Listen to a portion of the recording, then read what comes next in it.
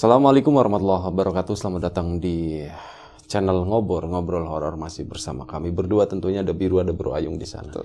Yang mau berbagi kisahnya kawan-kawan semuanya. Baik.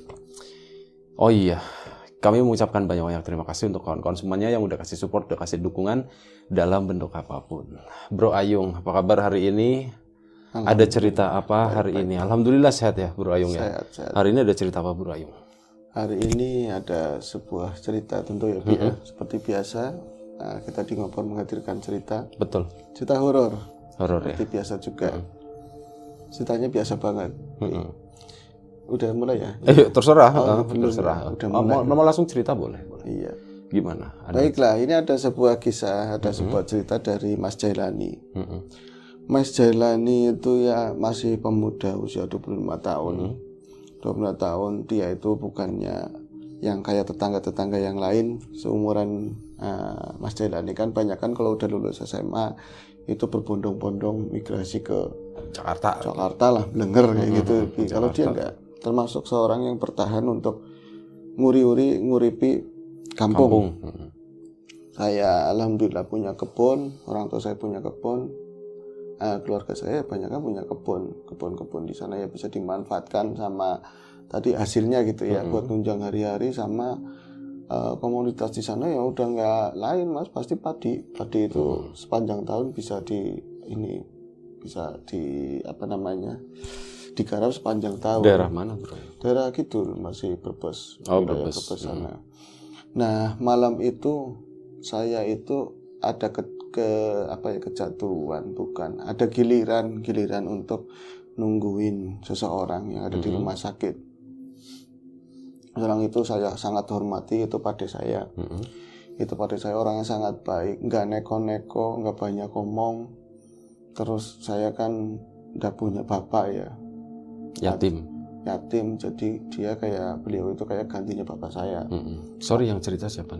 Mas Jailani. Oh Mas Jailani, oke. Iya, jadi apapun, apalagi sakit, dengar beliau sakit aja, orang kemarin aja masih ngobrol-ngobrol, terus sekarang katanya lagi ada di rumah sakit, kok nggak ngabarin. Emang waktu itu saya lagi keluar kota begitu ya, lagi ada urusan nganterin barang-barang pertanian begitu, jadi nggak dikabarin. Atau waktu itu mereka sangkin orang-orang rumah lupa, keadaannya kan gawat gitu ya, akhirnya saya nggak dikabarin. Saya dengar aja udah sedih banget, dan katanya ada di gawat darurat seperti itu di rumah sakit di daerah kami begitu ya. Dari kemarin yang nungguin uang saya, terus anak-anaknya kan memang ada beberapa anak, cuman kebanyakan tadi yang diceritain di awal di Jakarta sana. Giliran yang ada di kampung situ udah beda wilayah, punya anak bayi segala, jadi ya repot lah, nungguin repot. Masa sama bayar tetangga kan wagu Mas. Akhirnya saya malam itu punya jatah untuk tadi jagain uang saya tadi.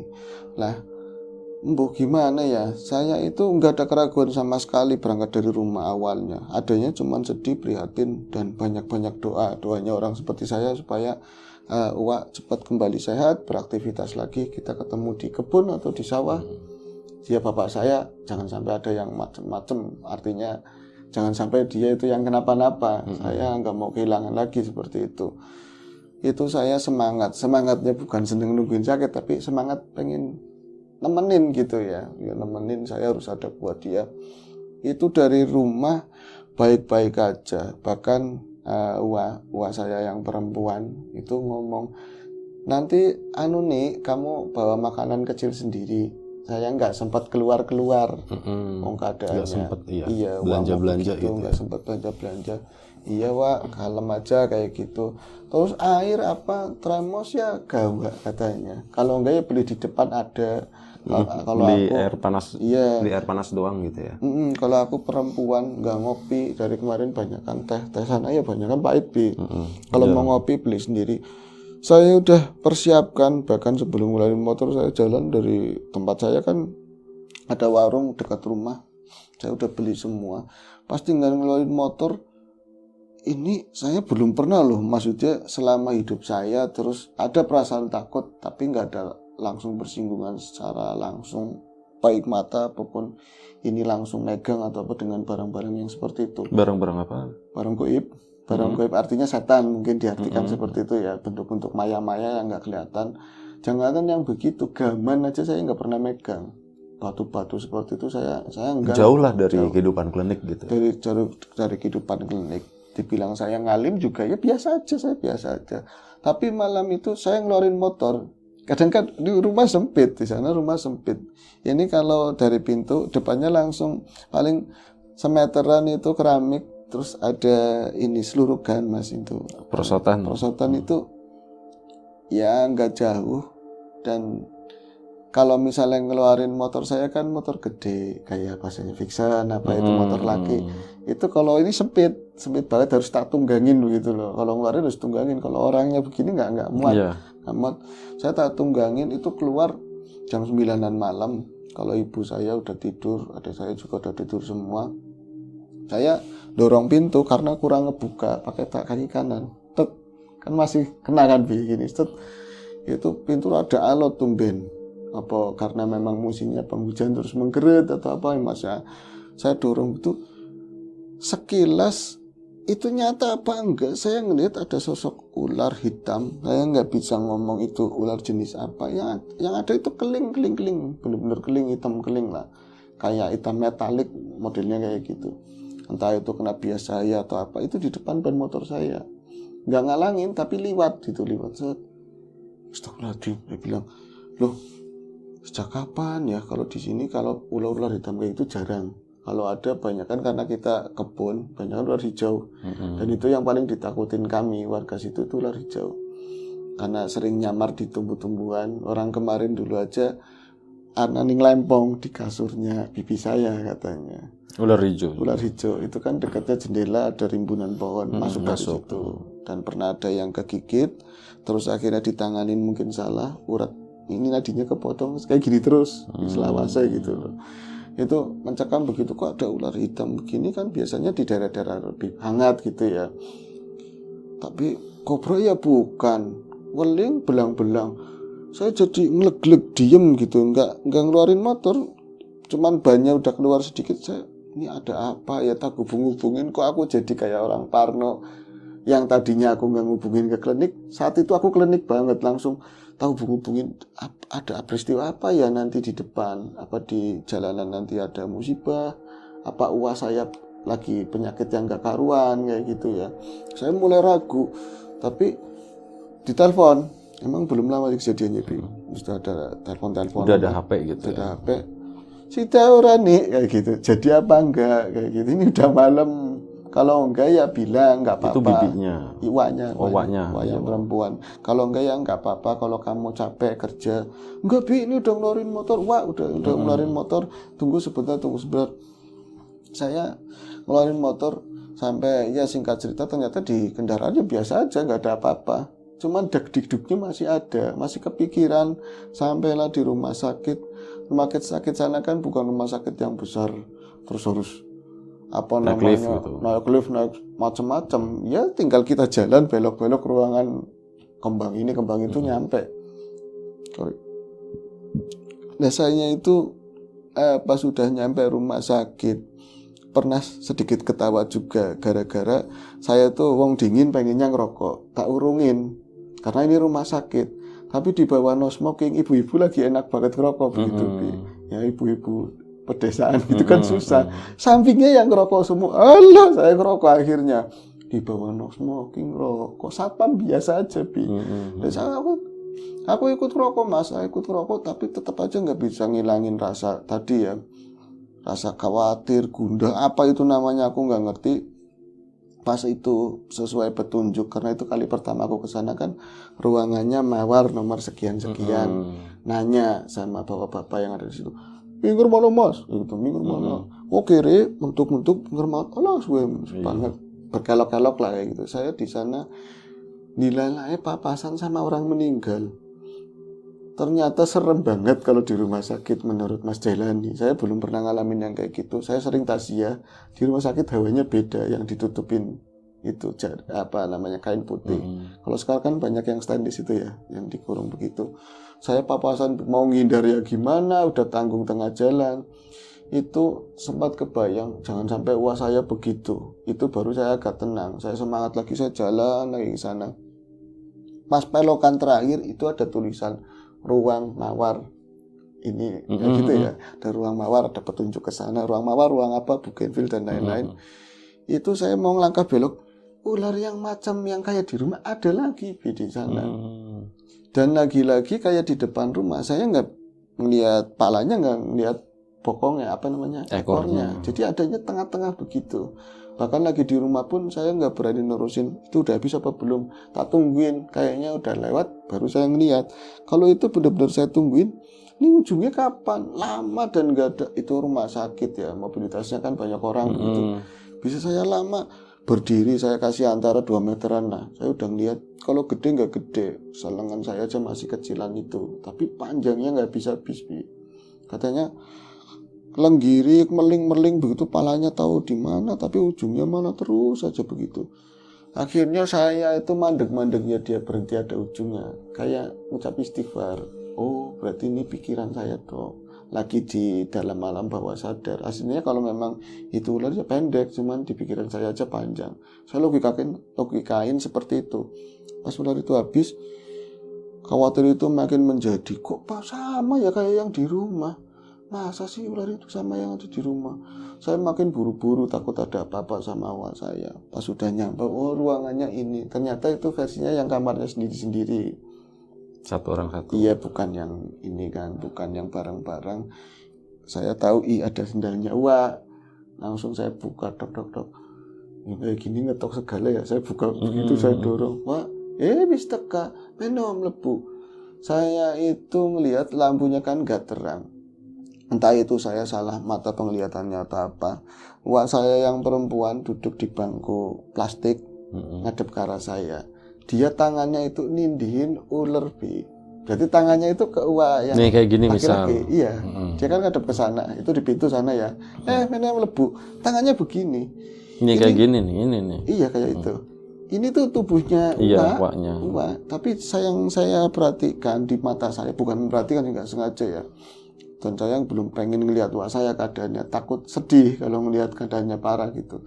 Yang saya lihat sekilas itu sepersekian detik lah, saya ngelihat di bawah tangannya wah perempuan itu tubuhnya wah laki, kayak ada yang melipat. Ya ular yang macam itu tadi, yang di luar hitam keling-keling, panjang ya. Panjang berarti kan lipatannya panjang kayak gitu. Saya sebut astagfirullahaladzim, itu langsung nggak ada kayak gitu, blas kayak gitu nggak ada. Kon kenapa? Gitu. Kamu kenapa? Gak apa-apa, wah. Kayak meriang sih bocah primen. Bocah itu kamu kayak meriang. Kalau meriang, gak usah kesini. Gak apa-apa. Udah awak di sini aja. Wong suami ya harus ditungguin istrinya. Udah kewajiban. Kamu besok kerja, jangan sampai sakit-sakit nungguin wah. Kayak tinggal doain aja. Wong udah ketemu dokter yang esok mari katanya seperti itu, Bi. Oh enggak, wah nggak apa-apa. Kenapa sih Miki? Penasaran Bi, itu tadi kenapa istighfar segala? Nanya umum, lagi. Bi. Orang apa? Hari saya bantuin beres-beres yang harus dibawa pulang, langsung masukin kresek, dan itu kan udah ada ojek.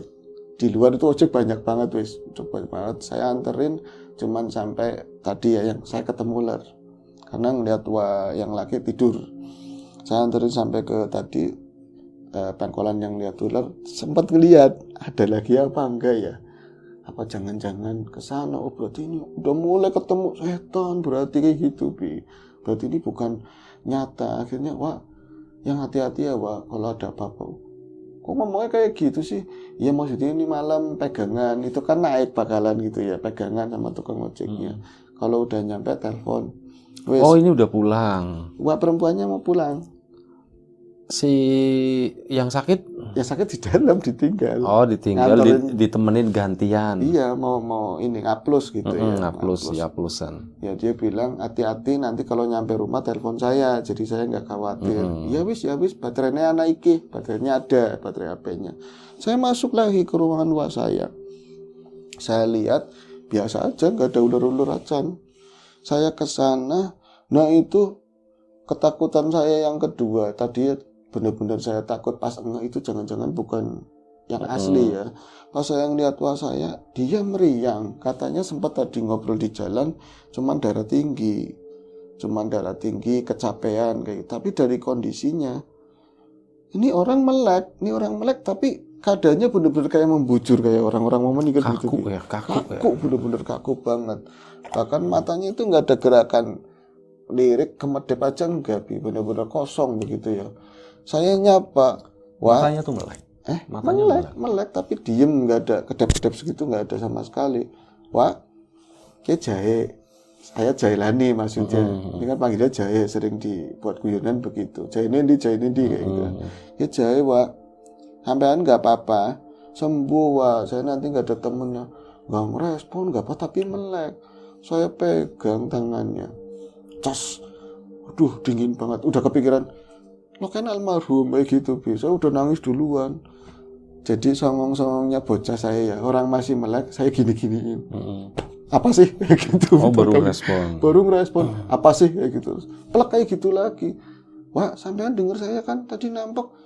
Kenapa kayak gini lagi, wah lempeng lagi? Saya goyang-goyangin, enggak ada reaksi sama sekali. Dan dia bukan orang tipe bercanda, bukan orang yang biasa bercanda, ngocol, gila-gilaan itu enggak. Saya pegang tangannya dingin, kakinya dingin. Terus makin lama makin khawatir, saya ngomong sendiri, manggil suster.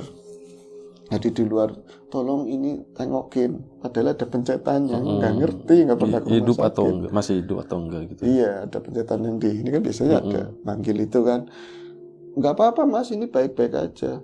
Itu bisa ngelinguk ke arah saya, bisa lihat Jailani, kayaknya baru sadar kalau ada saya kayak gitu ya. Akhirnya suster keluar, saya ke kamar mandi, di sana kan udaranya dingin. Saya ngencing, pas masuk lagi ke dalam, saya ngelihat wah saya itu lagi duduk di kasur. Di ini ya, bangsal rumah sakit itu lagi duduk kayak orang waras, tapi lagi ngobrol, sendiri, kayak orang lagi ngobrol, tapi dia posisinya kayak ketakutan sih enggak, tapi kayak lagi apa ya, transaksi lah. Ngobrol serius gitu. Ngobrol serius. Saya dengerin waktu di kamar mandi mas, saya dengerin aku ke orang melu-melu, aku nggak ikut-ikutan. Kalau aku enggak, saya nggak ngerti. Ajak aku, jangan saya nggak ngerti. Ngobrol siapa orang? Apa ruang samping setebel ini masa ini bakal dengeran ya? Pas saya keluar, wah saya lagi duduk ngobrolnya ke arah tembok. Jadi begini, tembok kan di sini ya, udah segitiga begitu ya. Ngobrolnya ke sini, saya orang melu-melu kayak gitu. Wis ya, mana lu nggak sana pergi. Lanjut lagi posisi yang sama, kaku lagi. Waduh, ini apa? Itu saya mulai dok-dik-duk. Nah, pas lagi saya mau duduk ke bangku plastik, mau bikin kopi, itu kan ada loker-loker tak buka. Kayak apa sih di dalamnya, penasaran. Loker 1 obat-obatan, loker 2 kayak surat-surat apa nggak ngerti lah, kertas-kertas. Pas yang ketiga itu melimping itu ada bolongan segini gitu ya, udah kebuka sedikit, anak buntut ada buntut ular yang sama ya. Mungkin itu ya, menurut perkiraan saya itu ular yang sama hitam gitu. Sama hitam keling-keling, ipit kayak gitu, kayak buntutnya cecek lagi mainan, seakan-akan ngomong mana balik sambil melu, seakan-akan seperti itu. Saya mau bangunin wah saya, wong dari tadi aja menang. Itu saya mau buka apa enggak ya, sedikit saya tarik. Memang ada lingkaran itu banyak di dalamnya, dan itu memang ular. Wah saya tahu-tahu ngomong, Cek balik kon aja melu-melu, Cek kamu pulang, kamu jangan ikut-ikutan. Wah sampean ngomong wah tadi, tapi dilihat diem aja, nggak ngapa-ngapain. Akhirnya saya waktu itu ya takut banget ngeliat ini, mau saya ngomong sama satpam apa mau gimana, kalau tak tinggal. Nah ini tahu-tahu ke wah saya bikin gaduh lah di situ, naprak-naprakin pintu sambil ngeliatin wahnya pintu biar ada orang nyamper ke situ. Bener ada suster ke situ. Barengi telepon bunyi kalau wah saya yang ini udah nyampe rumah. Ya wah, wis anjuk, aku wis teka. Ya alhamdulillah, saya bilang kayak gitu, suster. Mas, ada apa, jangan bikin ribut tuh mas, kayak gitu kan. Ngomongnya kan kejauh-jauhan. Kalau itu ada pencetannya udah diajarin tadi ya, kalau ada apa-apa pencet, nanti datang, jangan bikin ribut. Itu di loker, ada apa? Ada ular di loker. Oh, saya takut enggak masa ular nyampe masuk sih. Panggil satpam, malu-maluin saya, enggak ada apa-apa. Enggak ada apa-apa sama sekali. Akhirnya saya berani, Mas jangan bikin gaduh mas, jenengan kalau bapak ini diagnosanya nggak terlalu ini, mending yang lain suruh gantiin jenengan daripada bikin gaduh di sini. Saya malu waktu itu, saya duduk, udah selesai kan, rame-rame saya duduk, improv, saya nanya-nanya teman-teman yang kayaknya paham dunia kayak gitu. Ini saya pengalamannya dulu, saya WA-in semua, satu orang yang kiranya paham, oh kita gawat, katanya gawat, ini ada kaitannya mungkin ada sesuatu yang pernah dimakan sama wakamu, ada sangkutan sama orang lain, katanya begitu. Tapi itu bukan bidang saya cuman angen-angen tok. Nanti wis tak teleponin sama seseorang kayak gitu. Itu tiba-tiba setelah telepon saya, padahal disuruh nungguin wah saya, ngantuknya udah nggak umum, bener-bener ngantuk banget. Dan yang bikin malu, saya tidurnya di atas bareng sama wah saya pas pagi. Untung-untung nggak ada kontrolan bi. Jadi saya tidur, munggahnya kapan, naiknya kapan, saya nggak, tapi saya pagi-pagi tidur di situ, tapi di sananya mimpi sama wah saya, sama wah yang laki-laki. Dia itu ada yang mau ngajak, banyakan itu perempuan-perempuan, tapi mereka banyak pakai baju hitam lah, tapi bukan pakaian orang sekarang, kayak kebaya segini-gini semua, tapi hitam yang saya lihat. Wah saya mau ditenteng begini, tapi kayak seakan-akan tangannya begini, kayak minta tolong ke arah saya. Nih ngomongnya kayak gitu. Tapi itu udah mungkin mau subuh, saya itu bangun-bangun aja setelah subuh sih. Itu pas ngelihat muka wah saya lagi melongo begitu kan, mangap begitu. Kalau posisi ngelonjor begitu, kaget bukan main. Nah terus saya kan kayak diri saya naiknya kapan? Kok mimpinya kayak gitu? Akhirnya pas paginya, wah saya yang perempuan datang. Wis saya nggak tidur ke tempat teman yang saya hubungin itu. Akhirnya diteleponin lagi ke seseorang yang paham, itu ke daerah Tegal. Keren ya Tegal, ada orang itu Tegal. Saya ceritain semuanya, terus suruhnya gini, nanti kalau hari ini insya Allah kita bakalan, kalau diizini ya sama Gusti Allah diridhoni supaya bisa dilepaskan, tapi jenengan yang penting banyak berdoa dan jangan ngomong sama istrinya, sama wahnya yang jenengan yang perempuan, takut khawatir. Emang kenapa sih mas?